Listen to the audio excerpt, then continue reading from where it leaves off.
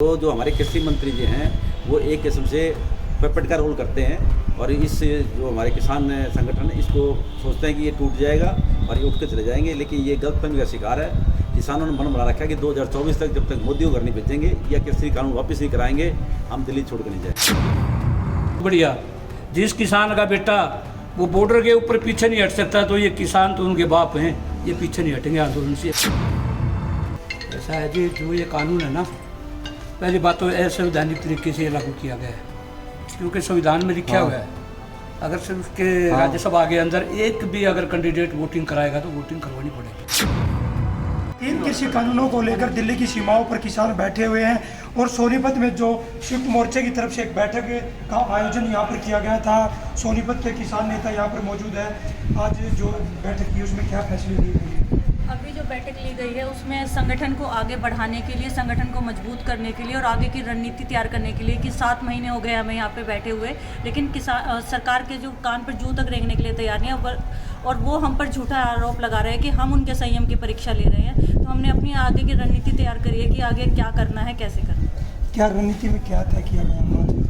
किस तरह तेज आंदोलन को तेज करने के लिए, जैसे अभी हमारे फसल का समय आ रहा है बुआई का, तो कुछ लोग वहाँ पर गए हुए हैं, तो बहुत कम लोग मात्रा में किसान रह गए। मतलब इतना नहीं है कि सरकार को ये कह सके कि सब किसान उठ चुके हैं। तो अब ये गांव में जाकर यही कहा जाएगा कि अब अपने वहाँ पर बॉर्डर पर दोबारा से पहुँचो, संसद का घेराव के लिए आगे की रणनीति तैयार की जाएगी। चढ़ूनी जी के संयुक्त किसान मोर्चा का जो फैसला आएगा उसके लिए, और मातृशक्ति को भी ज़्यादा से ज़्यादा ये कहा जाएगा कि अब वहाँ पर बॉर्डर पर पहुँचे और महिलाओं की भागीदारी को दिखाए। देखिए, यहाँ पर किसान नेता थे जो बैठक कर रहे थे। केंद्रीय मंत्री ने कल एक बयान दिया है कि कानून वापसी नहीं होंगे, संशोधन करने को तैयार। उस बयान को कहाँ देखिए? केंद्रीय मंत्री तो 7 महीने से यही बयान दे रहा है, वो अपना तो कोई डिसीजन ले नहीं पाता है। जब हमारी वार्ता होती है, हमारे जो 40 संगठन के साथ जाते थे, तब भी वो बीच में उठ के कभी अमित शाह से बात कर रहा था, कभी किसी। आज तक उसने मोदी साहब से ये बात नहीं कर ली कि किसानों के साथ क्या किया जाएगा। तो जो हमारे कृषि मंत्री जी हैं वो एक किस्म से पपेट का रोल करते हैं और इस जो हमारे किसान संगठन है इसको सोचते हैं कि ये टूट जाएगा और ये उठ के चले जाएंगे, लेकिन ये गलतफहमी का शिकार है। किसानों ने मन बना रखा है कि 2024 तक जब तक मोदी को घर नहीं भेजेंगे या कृषि कानून वापस नहीं कराएंगे हम दिल्ली छोड़ कर नहीं जाएंगे।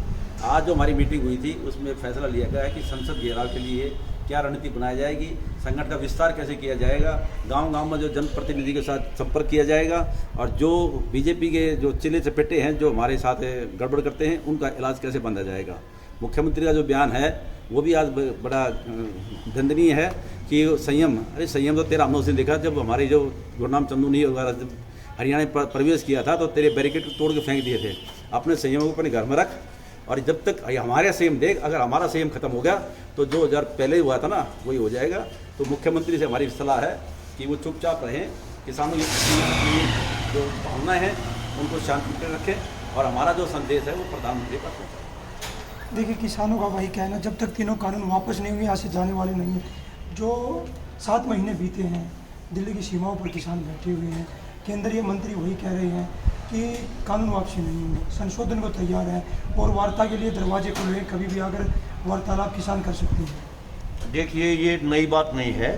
जैसे दहिया साहब ने बताया, हर मीटिंग में ऐसा ही बोलते हैं, भाई हम संशोधन के लिए तैयार हैं, लेकिन ये कुछ भी करने के लिए तैयार नहीं। वास्तव में ये जनता को गुमराह करने की कोशिश कर रहे हैं और अब जनता समझ चुकी है, उसकी हम भी अपनी तैयारी में लगे हुए हैं। आज की मीटिंग में ये फैसला लिया गया है कि गांव-गांव कमेटियां, मजबूत कमेटियां बनाई जाएंगी, लोगों को जागरूक किया जाएगा और इस क्षेत्र की और भी ज़्यादा जिम्मेवारी बनती है, क्योंकि इस हमारे क्षेत्र में ये चलाया हुआ है आंदोलन, तो इस क्षेत्र के लोगों की और भी ज़्यादा जिम्मेवारी बनती है और यहाँ ड्यूटी लगाई गई है। अब हम रोज़ाना हर गाँव में जाएंगे, कमेटियाँ बनाएंगे और लोगों को कहेंगे, चाहे बच्चा है, चाहे बुजुर्ग है, चाहे नौजवान है, कोई भी अपने घरों में ना रहे, अपने खेत में काम करे। जितने भी फुर्सत मिलेगी तो वो यहाँ बॉर्डरों पे आएगा और यहाँ बहुत जल्दी ही भारी संख्या में, जैसे सर्दी के मौसम में भारी संख्या में लाखों की तादाद में थे, इसी तरह लाखों की तादाद में लोग अब यहाँ पहुँचने वाले हैं। जिस तरह से लगातार कह रहे हैं, हरियाणा के मुख्यमंत्री भी कह रहे हैं, केंद्रीय मंत्री भी कह रहे हैं कि आंदोलन को ख़त्म किया जाए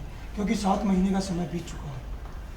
ऐसा है जी, जो ये कानून है ना, पहली बात तो असंवैधानिक तरीके से लागू किया गया है, क्योंकि संविधान में लिखा हुआ है अगर सिर्फ उसके राज्यसभा के अंदर एक भी अगर कैंडिडेट वोटिंग कराएगा तो वोटिंग करवानी पड़ेगी। इन्होंने पिछले दरवाजे ध्वनिमत से ये कानून पास कर दिया। स्कूटी ने वो रोक किसान लिया पहले। यूनियन से इन्होंने बातचीत करी नहीं। इस वीक ये में रोक टोटल टमाटर टोटल शुरू से लेकर आखिर तक असंवैधानिक कानून है। और ये करे संशोधन की बात, तो इसका मतलब ये तो सिद्ध हो गया इसमें गलत है कानून। नहीं तो संशोधन किस बात का है? संशोधन तो उसी का होता होगा तो वो चीज़ गलत होगी, वही तो सवारी जाएगी, संशोधन होगा। लेकिन ये पूरा का पूरा कानून जो है, अगर इतना बढ़िया कानून होता तो अमेरिका में आता है कानून। वो तो हमारे से बहुत अमीर देश है, वो आगे किसान बर्बाद करके रख दिए इन्होंने। और ये बार बार टिप्पणी करते हैं, गुमराह करते हैं, बार बार इस आंदोलन को मतलब हाईजैक करने के लिए, बदनाम करने की असफल कोशिश करते हैं। पता नहीं 60 बार इन्होंने असफल कोशिश कर ली बदनाम करने की। कभी कहे झंडा फहरा दिया, ये तो 26 जनवरी को इसका अपना राष्ट्रीय झंडा का अपमान हो गया। अरे भाई वो भी तो इसी के थे, वो अपने सन्नी देओल के साथ फोटो खिंचवाते फिरे हैं, मोदी के साथ वो मीटिंग करते फिरे हैं, झंडा फहराएंगे। तो इन्होंने इतने असफल प्रयास कर लिए। लेकिन एक बात आपके माध्यम से मैं चेतावनी देना चाहता हूँ, वो सलाह भी देना चाहता हूँ बहुत बढ़िया।